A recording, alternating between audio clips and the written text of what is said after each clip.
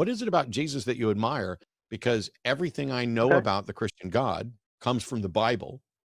And so I'm in disagreement with the character in the Bible, right down to, when people say Okay. things like you did earlier, that Jesus was the best of us. Well, if Jesus is God, then God should be incapable of making a mistake. And yet Jesus doesn't seem to know that salt can't lose its savor.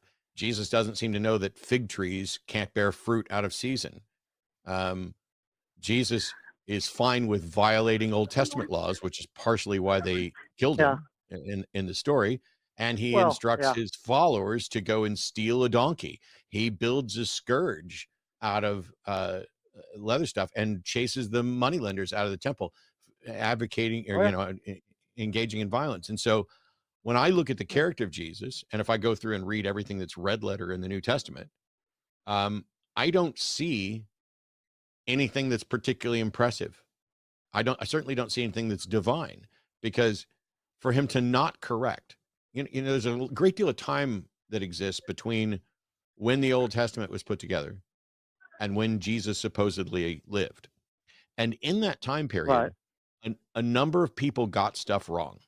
And the perception amongst Christians is that God came down to human form as Jesus in order to fix those things that they got wrong.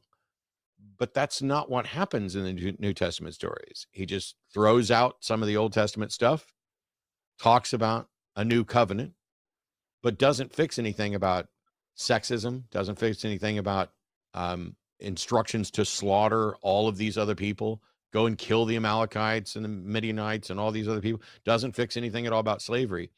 I don't see where Jesus did anything to make anything better over what's in the Old Testament. The very notion of sin is something that I reject. I don't think I can harm a God. I don't think that, a God has anything to fear or object to from my thoughts or actions. If I injure or harm another Mm-hmm. human being, I need to make amends to that person.